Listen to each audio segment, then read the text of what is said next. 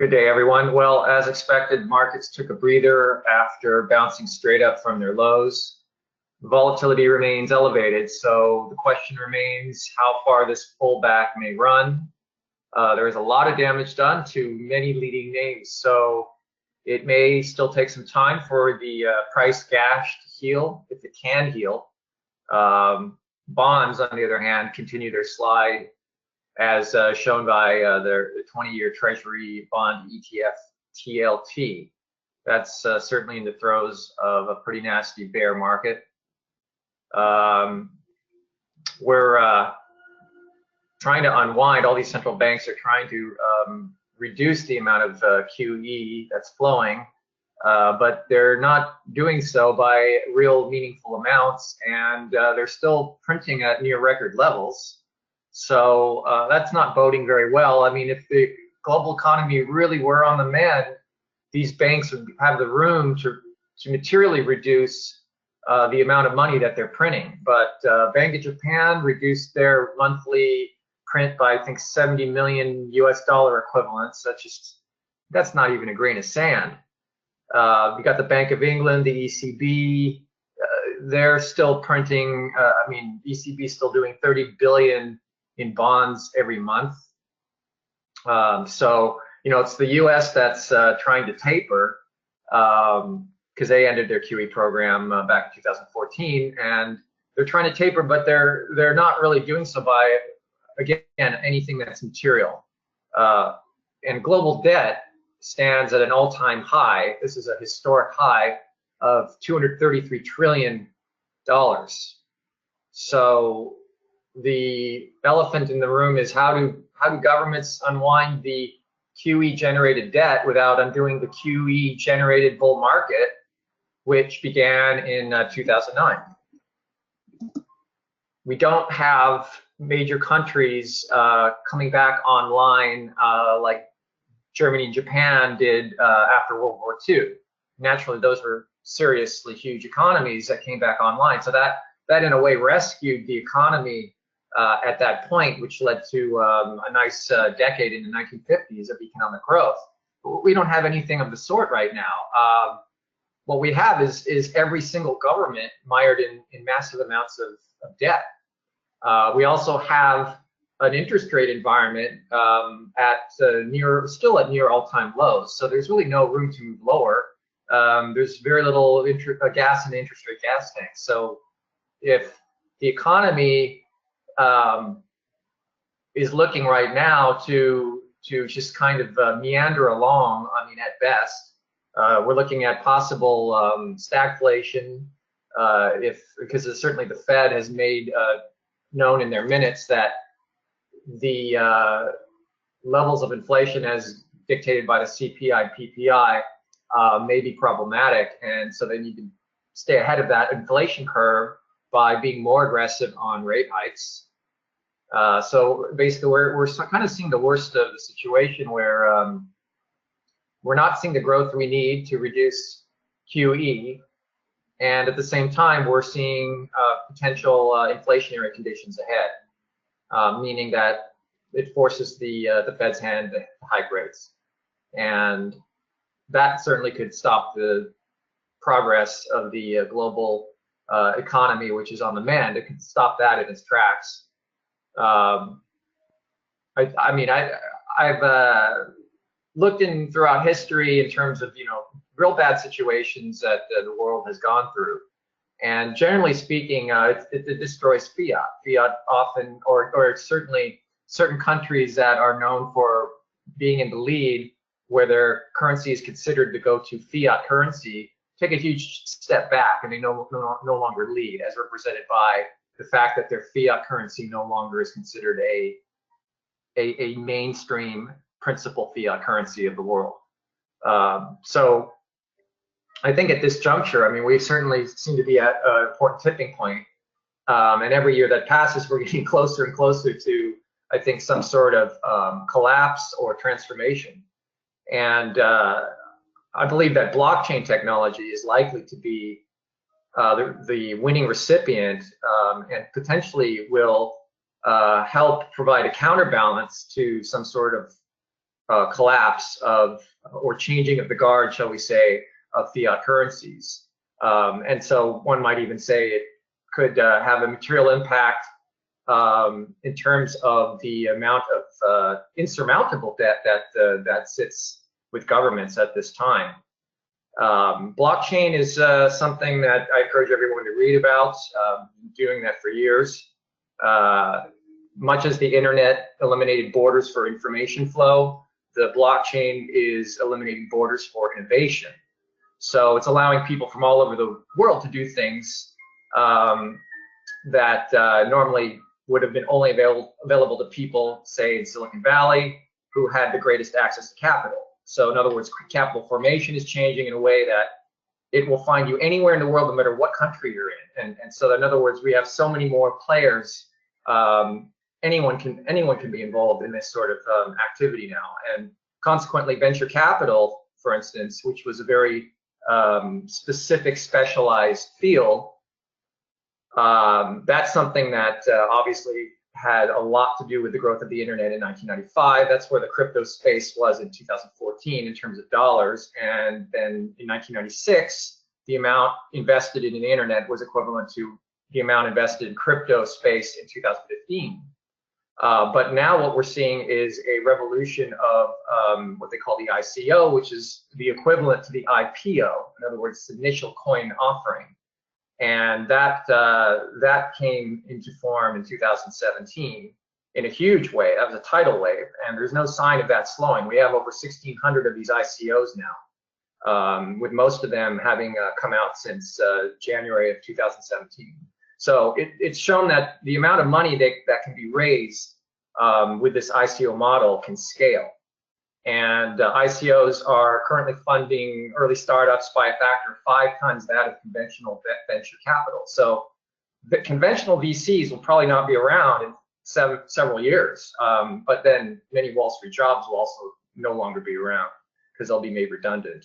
So in other words, big changes are coming at a steep price to the centralized old guard systems, which also include governments and corporations as they currently exist. And for the simple reason that decentralized, open source, trustless protocols will always win over centralized, closed source, insecure platforms. So at any rate, I'm going to write more on this in future Crypto Corner pieces. But in the meantime, let's discuss the markets and stocks and see where things are at. Gil? Well, what I see is, I mean, I suppose you can spin it all sorts of ways, but it looks to me like the Nasdaq is trying to consolidate up here and hold along. It's holding above the 20-day exponential moving average, and it's just in this little tight range, and it hasn't broken down, even though you've had a number of weak, which you might consider to be weak closes over the past several days, where you rallied up during the day and then closed near the lows of the range. Today you're trying to hold, so we'll see how that pans out today. Volume is running lighter than yesterday, so you could argue that it's consolidated because the volume's lighter, but we're running sideways. So, you know, we'll see what happens here.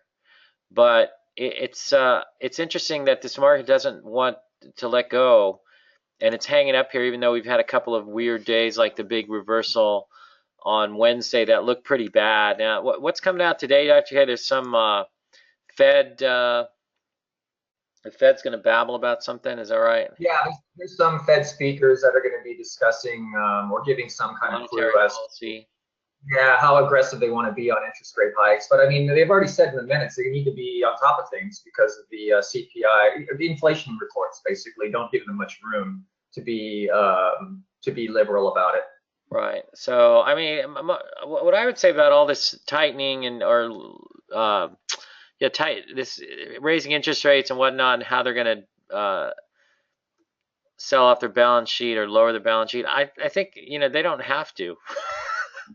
I mean, exactly. You know, the problem, how are we going to do this? Well, guess what? They don't have to. They can just sit there and keep all this liquidity in the system, and what you get now is a market that's really volatile. So, you know, same thing. Like if we look at the S&P, you're hanging along the 50-day line. You're underneath it. You could sit there and say, oh, that's negative. But it's really not much anything. And today volume is running lighter, so you could argue that it's consolidated. And some of the stocks, there's a lot of weird action back and forth, but you're seeing some percolation today, especially because I noticed, for example, you have a Bible gap up in GoDaddy. That's moving. It's up a couple of bucks from the lows of the day. You have Momo is turning on a big volume Bible gap up move. It's really not up that much. The low is 33.13, so it's up a buck and a half, maybe 5%. But it's just clearing the 200-day line. So the way I look at this is, okay, the 200-day line becomes a very ready reference for a stop if it fails. Because if it's going to fail, it's going to break the 200-day line first, right? So you can come in there. Your risk is what, 60 cents or 70 cents to the downside, 2%. So it seems pretty minimal. You could take a shot here at that. And the assumption then is that's going to hold the 200-day moving average. Did they come out with earnings today? Is that what happened? I didn't check that. I know GoDaddy came out with earnings yesterday. And then the trade desk, you guys remember this one. This is a big winner for us last year. And then a top. This one's running up about $3 from the lows. These are bottom fishing Bible gap ups because if you look at the weekly charts, they look like this. So that's now notice how this looked like a head and shoulders. So it's a head and shoulders. You got the classic break down the right side, forms the head, right side of the head, and then you get a couple of shoulders, and then earnings come out, and boom, you're breaking out to the upside. So what you notice in this market is that head and shoulders patterns, for the most part, don't work. And one of the things I've been watching out for are double tops, which it's possible we might start to see some of those, but those are a little touch and go. For me, it's a little bit of a new concept. Yesterday, I shorted Netflix. It was up on the day. And it came in a little bit, but it's hanging here tight, and it's not really breaking down. So you can't really say, unless the market breaks down, this is going to hold up. And that may be the case also for NVIDIA, which is hanging along. And the longer they spend up here moving sideways, the better. So, you know, they're V-shaped moves, and on the weekly charts, they're straight down and straight back up. And it's a little fast for them to get moving to the upside, but they could set up here and go higher, and that could take the market higher and the Nasdaq higher. But right now, I don't see any evidence necessarily that we're rolling over unless we have another weak close, and we still got a few hours to go before that happens, or before we get to the end of the day, which is when it seems to occur, where we start to get weak. And it's difficult, you know. It'll throw you for a loop on a repeated basis, and you're long something and all of a sudden it flips the other way. You're short something and then all of a sudden it flips the other way. So I went short US steel this morning when it was up, and it came in and I covered at about 42.62, and now we're rallying back to the upside, and for all you know, this thing's going to be back heading higher. It looks okay. I mean, all the steels moved on the news of tariffs, and you know, it makes sense. It's come straight up off the bottom, so it's going to come in. I was thinking it might come in lower, but it's hanging in there right now. You're trading 42.94 on the bid, trying to come up.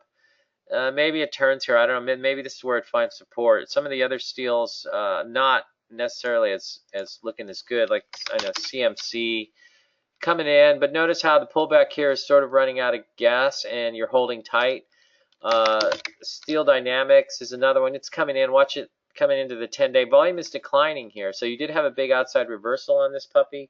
So that doesn't necessarily look constructive, but volume I don't believe is running very heavy. If we take a look here, let me pull this up here. Check my volume levels. Whoops, I'm getting some.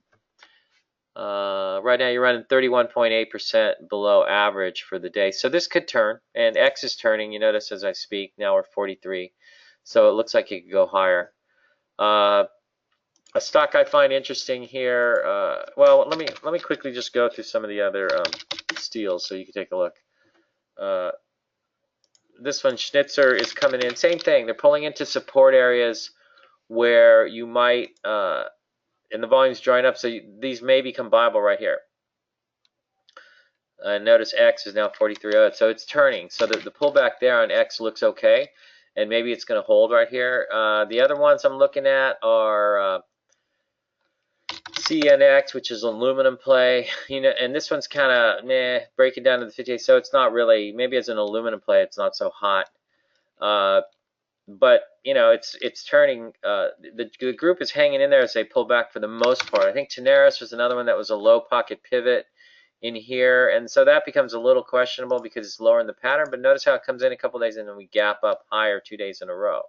So these are trying to turn. I don't know if this is going to be a big new area of leadership for the market, but all I know is right now they're pulling in, and they look to be pulling in constructively, not unconstructively. So, you know, not much to say there except what you see on the charts and on the price volume action. So I'm not going to tell you that this market is going to die or what. I'm just going to watch what the stocks do and let them tell me what to do. So the name I like right here is very interesting. I've actually shorted it, gone long it, shorted it, gone long. The past 2 days you could short it when it's up near 36 and it comes in right along with the market.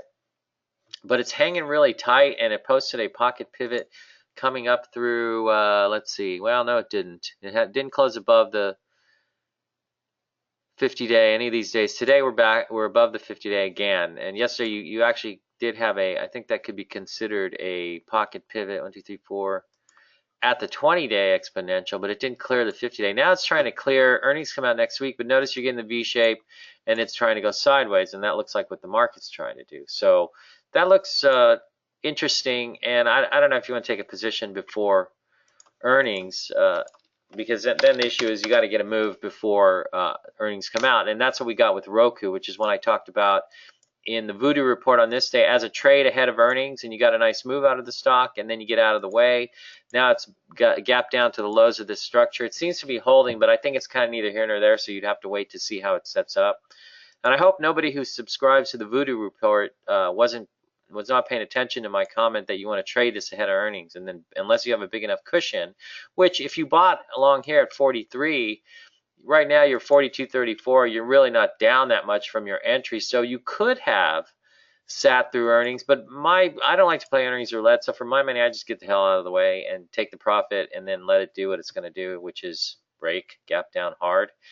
So I don't know what it's going to do from here. We got one question, so I'm going to code MKSI.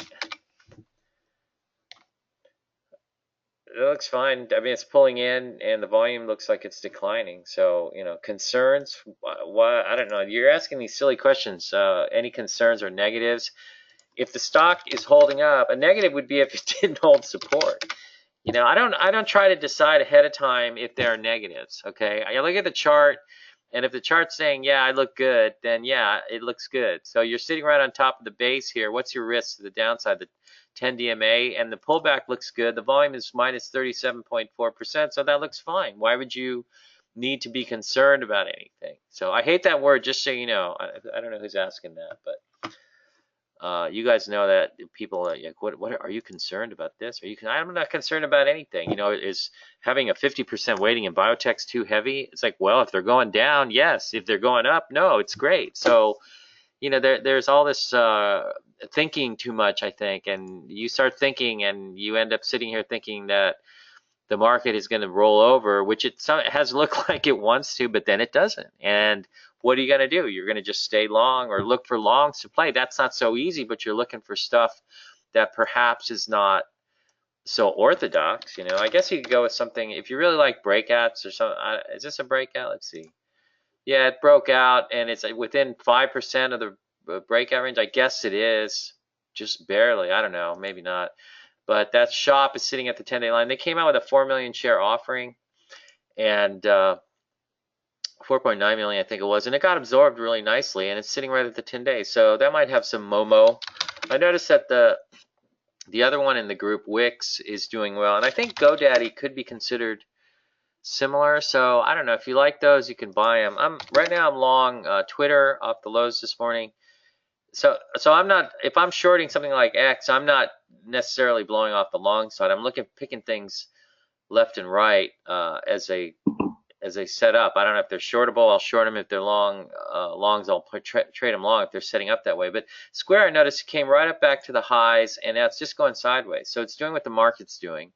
And it's just hanging tight. They have earnings next week. Maybe you could get a breakout to 50 and before earnings. But it seems to be holding tight and acting okay. And I have to admit, I play this on both sides, and it seems to be pretty persistent on the upside, even if I'm able to scalp some short profits if it comes in. You know, this morning they had it up at a high of 45.46. Don't be surprised if it heads back to the high. I don't know, but I'm longing on the turn here.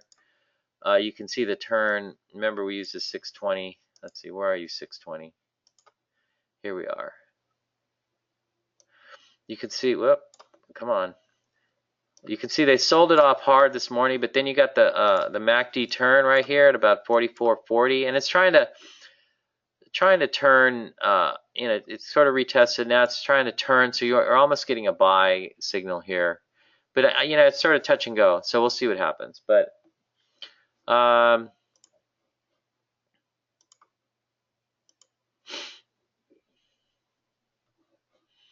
and you notice as soon as I start talking about it, they start to hammer it right here a little bit. I don't see anything necessarily. That looks normal. You're coming down to the 20 period. We'll see what happens. But other names that look interesting here. Bison hanging along the 20-day line. I think they come out with earnings next week. It's interesting. If you go to briefing.com will tell you that earnings are due on the 21st and then the 27th on the same page if you pull up the page for the company. So we'll see. Twitter, let's see. What's Twitter doing? Twitter's just hanging along the lows of this range. I think between this and Snap, which is getting bombed, somebody downgraded it to a sell. It's sitting right at the 20-day now. I don't know. This is looking kind of weak here, but if it holds the lows here, I don't know. Maybe they create an opportunistic entry point. If you can pick the low here as 60.96 as your out point, the closer to that low you can buy it and see if it turns, the better. But it's a little bit funky. But again, you know, these are up there. They had big moves on the weekly charts. So like we were talking about yesterday, the potential for them to pull in is definitely there. So now you're coming back in, and so I'd keep an eye on these. I don't necessarily count them out. I know that there are statistics showing that Snap is taking younger users under 25 away from Facebook. And I was asking my kids about what's interesting is my daughter's in college, and she keeps up with all her friends who are in colleges all across the country, and in some cases around the globe. And everybody knows what everybody's doing because they're all on Snapchat. So, and they're all yakking to each other. So then she'll tell me, you know, oh, this kid is doing, you know, he's over here doing this. And so how do you know that? Well, he's on Snapchat. Everybody's on Snapchat, so everybody knows what everybody's doing. And it seems like they use that more than Instagram. But, you know, I don't know for sure. All I know is that I saw a report out, I think last week, that Snap was taking users away from the younger set. That's probably where the growth is. But I think a lot of these are still open in terms of where they go from here, because the whole field is pretty much very young, and the whole social networking thing. There's so many other areas out there where there's growth that's possible. So, I mean, we'll see. But in the meantime, here you come in on Snap, and Twitter is actually hanging better. Wasn't there was some news about them having fake members or something. Something yesterday somebody didn't like, but notice how when it came in, there was no real volume break, and so it's underneath the 10-day line. So it's kind of in no man's land up here, but I'm just using the 620 on this one on the turn off the 32 level. I'm sorry, and just we'll see what happens. You know, I'm not throwing up any great hopes either way. I notice this market tends to start up one way and then go back the other way, and they can shake you out. Now here's a name I like. Is CAT, and you notice it's trying to round out here. It's in the lower part of its pattern. Now this is a big leader, and the metals are doing well. You've also seen, I think, some of the coppers doing well, like let's see, PCCU, is that one? No, FCX is one, definitely. What's somebody help me out? These are coming around. It's just no. What am I looking for? Somebody help me out here. Let's see. Rio Tintos, you notice how you get the big move and then you pull back. So there's all these metals and things doing well. I notice even the old Cleveland Cliffs, trying to turn here. But I think if these look good, maybe CAT's going to turn. It's an infrastructure type play. So if you look at the pattern here, you come off the lows in a V shape. And I'm getting a little hoarse here. I don't know why. That's probably because we've had our heater running nonstop. It's a frigid 54 degrees here in Southern California. But anyways, notice how the volume came in as you pulled into the 10-day line and then you turned. yesterday, and this thing was all over the place yesterday, but it seems to be trying to get above the 50-day line. So you buy it here, use a 50-day line as your stop, or you could use a 10-day line as your stop, but it may turn. Notice like Deer, which is a sort of a corollary, is hanging in there real tight along the 20-day line. So, you know, that, and the volume's drying up. So these are setting up. So, you know, what I'd look around at the stocks rather, plural, and see what the patterns are doing. And this is what I'm seeing. I mean, I saw a lot of V patterns a few days ago, and those are suspect. But now what you're seeing is these things are going sideways. So, you know, I suppose as long as they hold up, they're okay. But we'll see. It's still choppy. It's still very volatile. I mean, I think you have record volatility in terms of intraday moves right now. It reminds me a lot of October 2008. So, you know, anyways. X is now 43.16 on the bid, so it's trying to turn.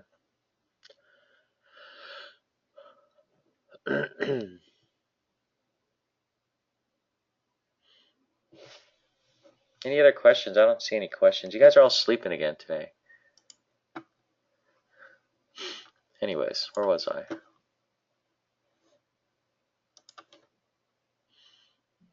And market's starting to come in now, so I don't. You know, you could just kind of roll back in. That's a possibility too, I suppose. Or it could roll back in and then roll back out, and then roll back in and then roll back out, and do that 3 or 4 times to drive you nuts. That seems to be what this market likes to do. So, anyways, let's go through. What do you guys do? Let's. I'm looking at if I look at stocks up on volume today. Let's see. 76 names are coming through my list this morning. So I'll just run through a couple. I like Air Lease here. It looks like it's going to post a pocket pivot. That looks pretty good.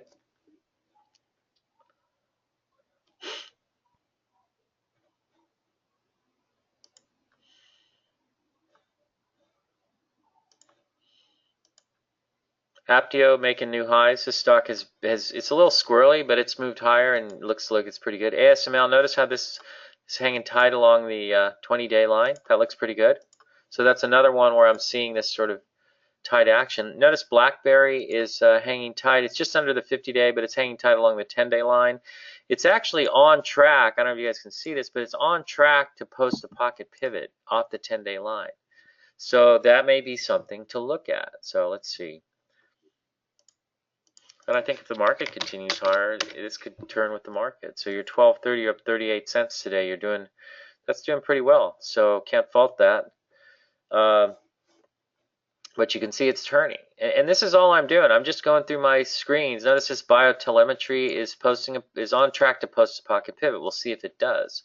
Now, in some cases, like as was the case with Team the other day, you had a nice pocket pivot, and then you had a nice 2-3 point move from there, and then it died. So I don't know if some of these are just trades or what they are, but you're getting some constructive action. So if I run around my screens and I look at what's happening, I'm just going with that. I'm not trying to tell the market what it's doing. I'm not trying to think about what the Fed's doing or isn't doing.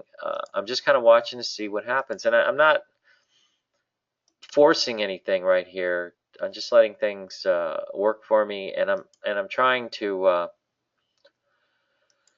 not overplay my hand as well, because it's still touch and go. And you could go sideways here for a while, and you'll have some ugly days and some beautiful days and some ugly days and some beautiful days. Meanwhile, I think you just watch the stocks. E-Trade, some of these financials weakened the other day, but now they're trying to hold support. Financial engines, there's a gap up. Here's the GoDaddy gap up. The low here is 58.12, and you're trading 60.42. I have to say I really like the new HGS Investor software features where you have real-time. This is linked to my Thinkorswim app, so you have real-time quotes coming through.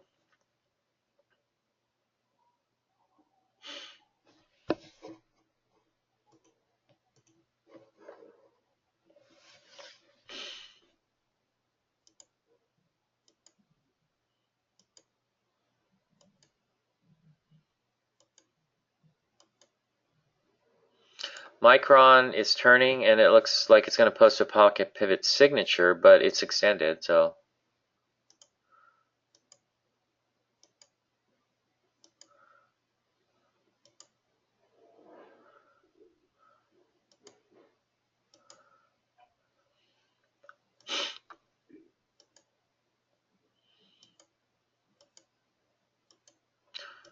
This Ryanair looks kind of interesting. And Ryanair Advanced just seems to be working okay.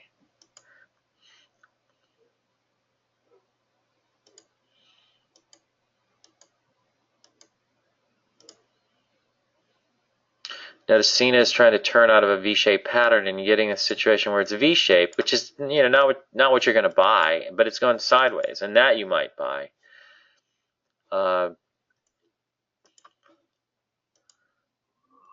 Skechers hanging along the lows.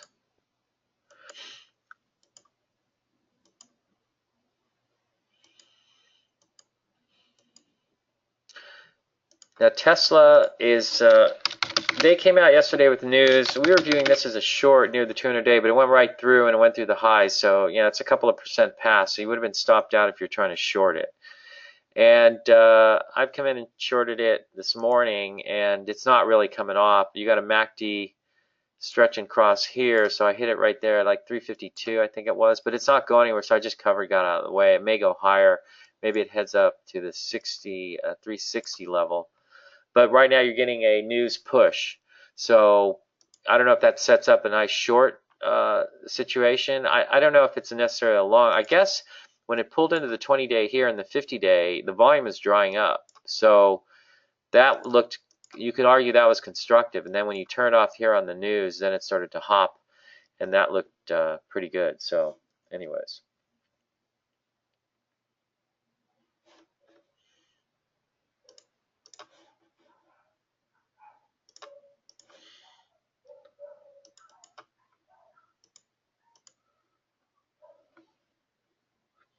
Looking to see if we have any more questions. Here they come. All right, I'm sorry. Here I was doubting you guys. Latest report from Fed has balance sheet shrinking at a 2.63 annual rate since September of 2017. Yeah, so they've been shrinking it, but guess what? The market's been going higher. So settle pocket pivot yesterday in TLRA. Why am I guessing this is a little biotech? Talaria. Oh, come on. Well, that's great, but today it's extended. I don't know. Buy it if you think it's going higher. Don't listen to me. CMC, another metals play. Yeah, we talked about that. Why play steel with cloud overhang of dumping? Why not look to other areas? Why think about it so much? Why not just go with the technicals? Again, you're guilty of overthinking it. Oh my God, why shouldn't I go to other areas? Like what other areas? Steels look like they had a big move and they're setting up again. So why think about what I need to think about? Why not just go with the patterns I see? It's that simple and that complicated. So anyways, but that would be my answer. Forgive me for my snide nature, but that's just how I am. Acacia has a huge short interest. It gapped down today on ER. Seems like it may be due for a bounce up as shorts covered. Thoughts? What would be your trigger for it? All right, let's take a look. Well, you got it already. It looks like it undercut this low, and it's a rallying. So maybe it turns and goes. Let's see. Maybe I'll just buy it right now just for fun. Let me take a look at this on the 620. Oh, what's going on here? I'm getting confused here. Here it is on the 620. It looks like it wants to turn.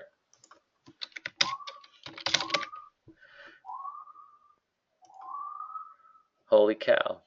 Didn't we try doing this last week with ANET and it didn't happen? It looks though like it's trying to hang in here. I'm just kind of watching it right now. Let's see.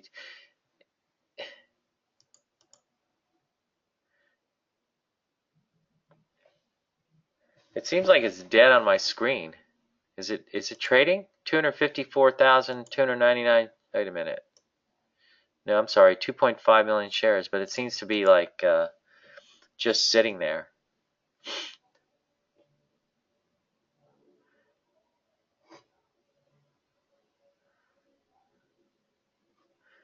Do you guys see that? Is everybody? I'm showing bid 18 cents, offered at 26.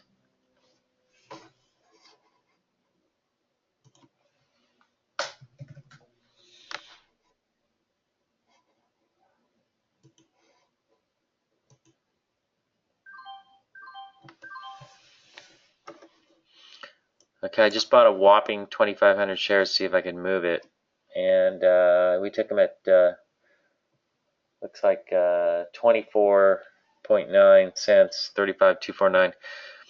So I don't know. We'll see what happens. My guess on this is what you would look for is a big spring to just kind of send it rocketing back up. So you said what, it has a third of the float short.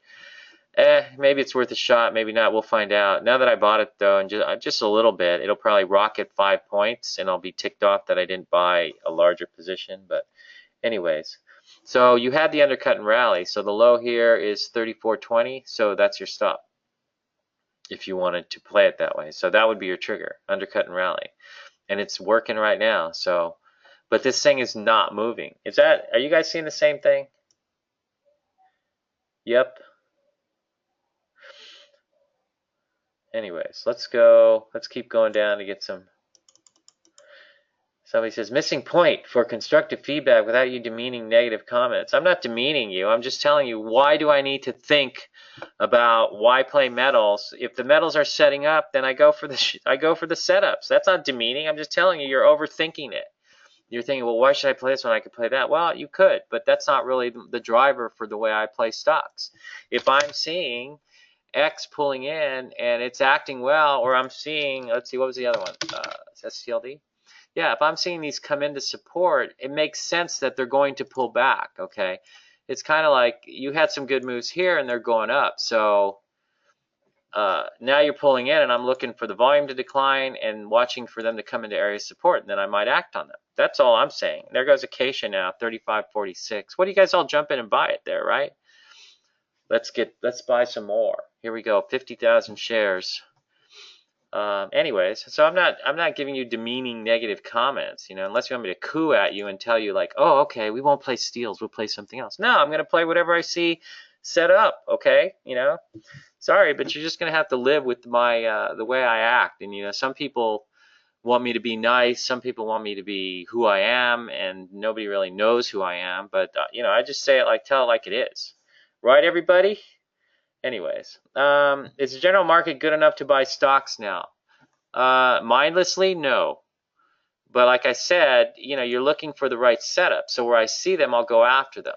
Again, like I said, I'm not trying to make a judgment about this or that, or overthink whether one area of the market is better than another. I'm just looking for setups, and I'm just operating on that basis. I'm not getting carried away with big things. My brain is too small for big things, okay? Anyways. It was Kylie Jenner that badmouthed Snap. So let's see, where's it at right now? Let's take a look. 17, maybe it's trying to turn. I don't know. It looks like, let's look at it on the 620. Maybe it's turning. You did get a cross here right off the lows, so. Look at Acacia go now, 35.59. Did I do that? Or are you guys buying it? All right, come on. Oh, thank you, you guys. SCCO. That was another copper company. And see, that's doing well. And notice how it came straight up off the bottom, and then it went sideways. And you're seeing a lot of steels doing exactly this now, and then this copper turned. So when I'm looking for stocks to buy and I'm watching them pull back, those are setups I'm looking at, okay? To answer the person who was upset that they thought I was being demeaning. So you have to remember, I'm extremely insecure, so the way I make myself feel better is by beating up on other people, just like Bill O'Neill used to do. So I like to tell people, if you think I'm bad, you would have lasted 5 seconds with Bill O'Neill. He would beat the crap out of people, and sometimes he'd do it in a meeting, and it would be brutal, So this is not a business, or it's not an area of life for the timid or those whose feelings are hurt. The market likes to hurt my feelings almost every day. So, after a while you become numb to it all. Anyways, but that's what I'm about. I'm just going to tell it like it is. So I'm sorry if that offends people. Love me or leave me. That's what I told my wife, and she's still here after almost 25 years. Anyways. And Ray, I want you to make the point you're asking, is the general market good enough to buy stocks now? Be careful with that kind of thinking, because basically what you're saying is that there's a green light, red light out there, and you turn on the green light and you go, everybody goes in and buys stocks and it's all wonderful. No, some stocks go up, some stocks go down, no matter what the market does. So you want to find the right setups, and that's what we're trying to find here. And as I'm pointing out, you'll notice that a lot of these V-shaped patterns are starting to go sideways. So anyways,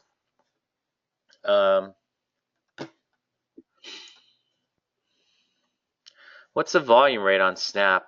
Like I said earlier, this could be an opportunistic spot. Let's take a look at it on my, you guys notice I have the big fat bars here. This is my fat chart, as I call it. Your volume is running 34.3% above average, so not really what you want to see.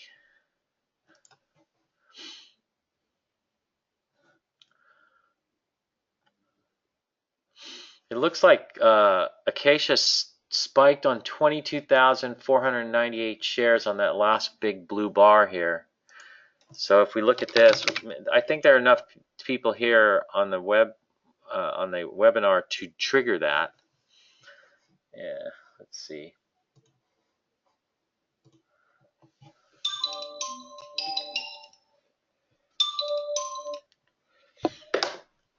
Another annoying cold caller on my cell phone. Let's see. Let me keep going down the list. What are we at? 942. Cat does look great. Check out Tex2, a competitor with great fundies. Is that Textron? Terex. Don't like it. It's not really setting up anywhere. I guess it's along its 200-day line, but it needs to set up more. I mean, this could be a low. I'm not going to tell you it's not, because you do have, if you look at this, now you have to be really crafty here, right? You do have a low that you've run back up through. So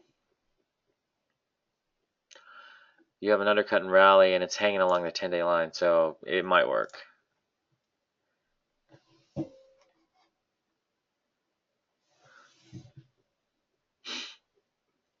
Market's up 145 on the down. NASDAQ keeps pushing higher, though. Notice that?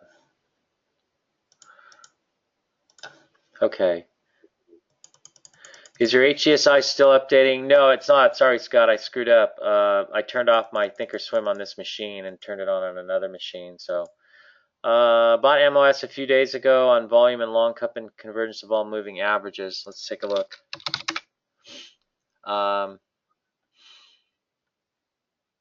Yeah, that worked. So you're catching it, and notice how you basically caught an undercut and rally. So that looks decent. So, and there's your undercut and rally. So if you caught it coming in here, then you've got three moving averages now moving to the upside, and it's breaking a new high. So these are actually acting well too, which is interesting. The FERTs. So if we look at pot, is another area, but notice what's going on here? Potash. Whatever happened to potash? Is that the wrong symbol? Let's see. ZTS supports your comment about V bottom. Yeah, I mean, there's a ton of patterns. Zetas, a V bottom, and then it hangs out and goes higher. And some people will give me a bad time, like, these aren't O'Neill bases. It's like, no kidding. It's like, when O'Neill bases are historic, they don't work anymore. Sitting around waiting for a 5 to 6 week base, or you can only buy it if it's 5 or 6 weeks.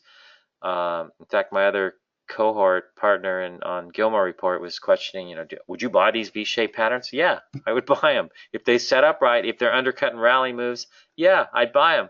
And what do you notice on Zetas? It undercuts these lows here, and there's your undercut and rally, and boom, we're off to the races. But some people are stuck in the old ways of thinking, and they don't want to think outside of that. But you have to move with the market. Someone's asking, ICPT has a price target of 155. Holy cow. Well, I don't know. This is like a deep way down there. But on the other hand, when something looks that ugly, sometimes it wants to rally. So What do you know? Let's just look at this objectively. I have no opinions. I wouldn't even worry about the $155 price target. What do you see? Volume's kind of drying up here. It's hanging title on the 20-day. So let's say if you wanted to take a shot here, what would you do? You'd buy it and use the 20-day as your stop because it seems to be holding there. It may shake you out, but you know, it seems to be hanging in there and acting okay. So and maybe it does turn. I mean, maybe it's so oversold. It's like Acacia and it turns. Acacia is like, it's suddenly just not trading. Let's check something here. I'm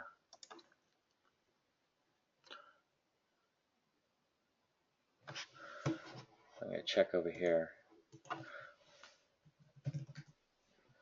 Your volume rate is running 1,216% above average, and you have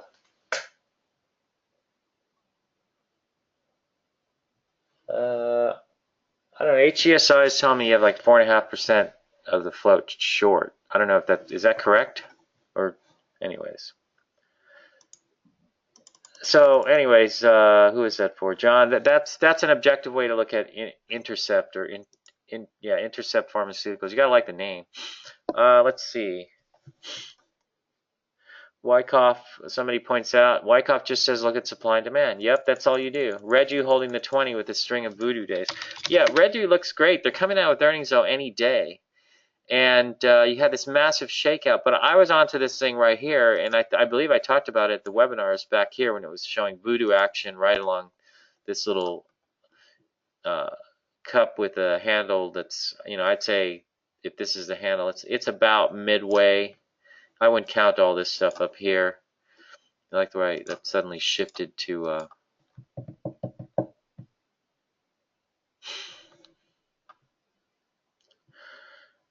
somebody says tell him to read Wyckoff. Yeah, everybody should read Wyckoff. I mean, I think his stuff is great. And you got to remember, O'Neill derived a lot of his stuff from Wyckoff. And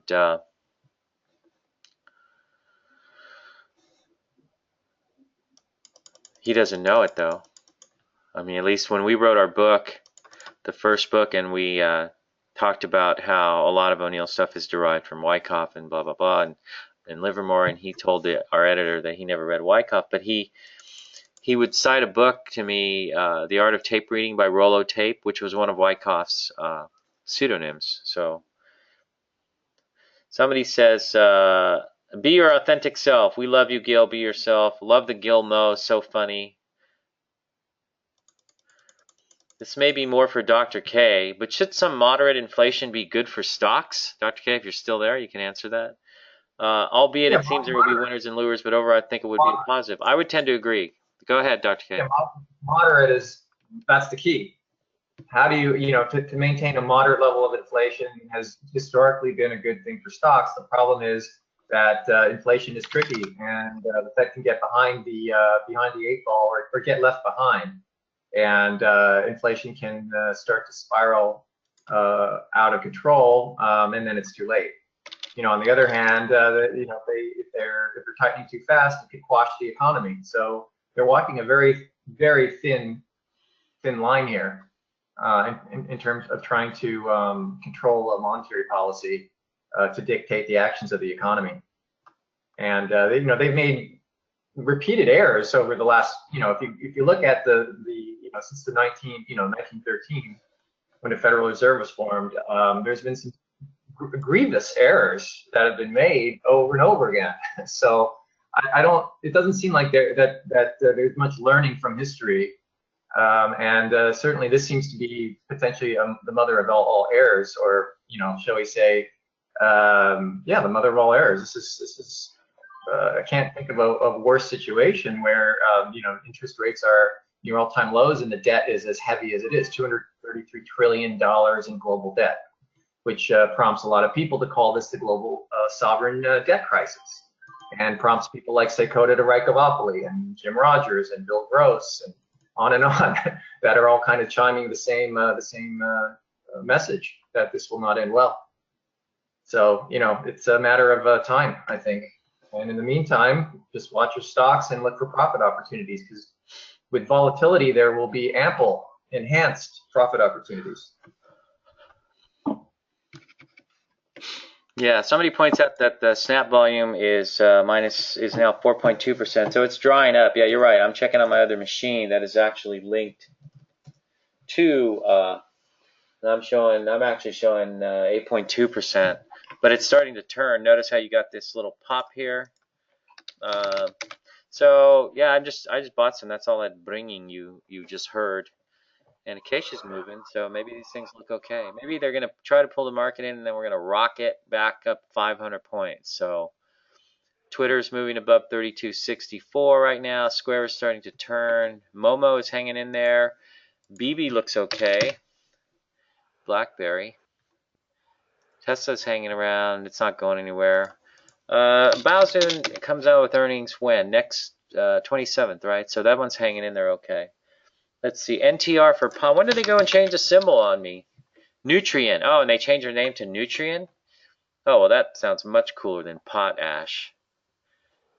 There goes Snap. Going back to 21. And it's going to squeeze some more shorts because they all listen to Kylie Jenner or whatever her name is. Anyways, where are we? It's 9:51. We got 8 minutes. Pop merge with AGR. Ah, okay. GBTC, is it forming a cup with handle? No. It's just chopping around. I mean, it's like I said, you had a climax top, and it's going to need to either set up again, that's going to take some time, or it's topped altogether.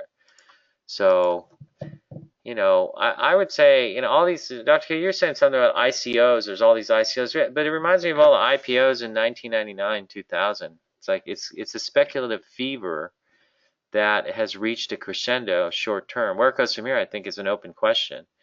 So, but these are trading vehicles, and you get a nice bounce. Go ahead. It just proved it's a superior way to raise capital. It's far more efficient than conventional VCs. And that same goes for many positions on Wall Street that are far less efficient than the new paradigm that's being ushered in. So IPOs, yeah, we had the speculative fever at the end of the 90s, but the IPOs didn't go anywhere. We still have them today. ICOs are just getting started. So I think that while we are undergoing speculative fever in terms of the number of ICOs and how the vast majority of them are going to fail, I don't think that takes a rocket scientist to figure that out. The best ones will survive and thrive, just like we saw back in the 90s with eBay and Amazon, Google, etc. The best ones are going to do very well. So, it comes back to what O'Neill always preached: stay with quality, stick with the quality names, stick with the leaders.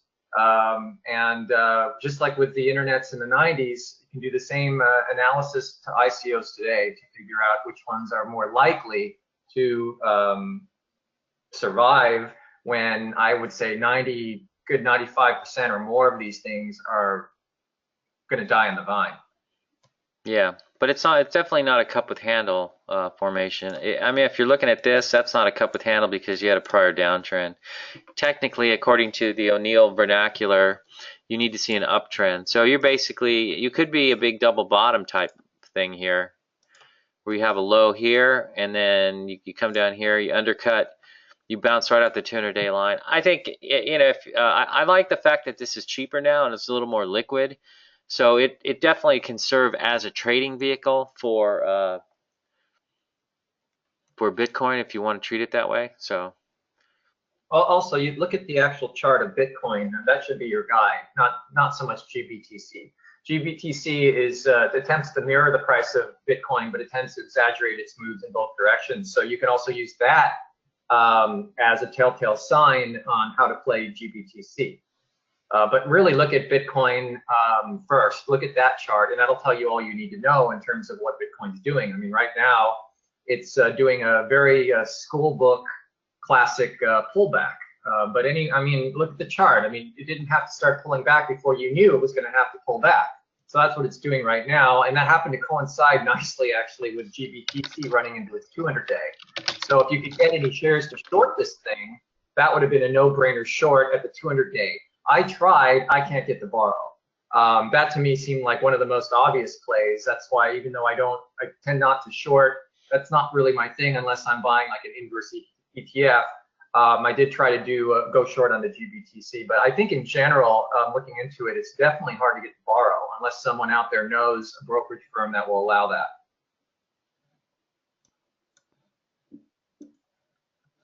let's see. Here's the chart. It looks similar. I mean, but I don't know. All right, where are we?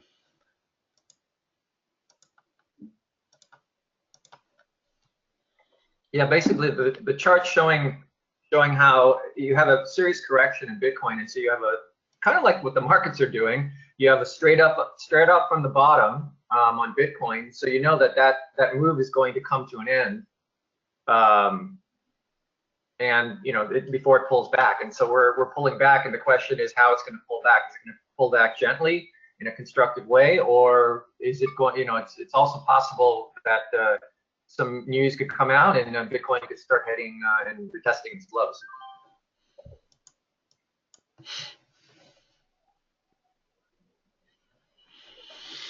Anyways,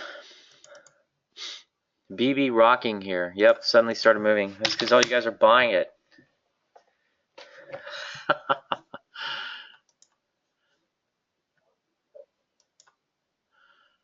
Anyways, where are we?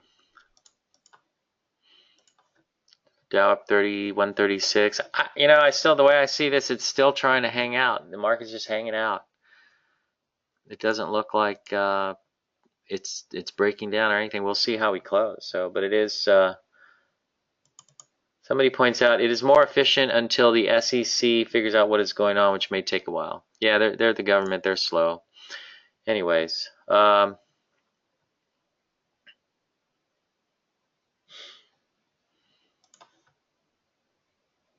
Yeah, well, it's a much better platform. So even when the government starts to regulate this stuff, it's still going to be superior to the old way of doing things. Yeah. Anyways, we got 3 minutes. Any other questions? I think we covered some good stuff here.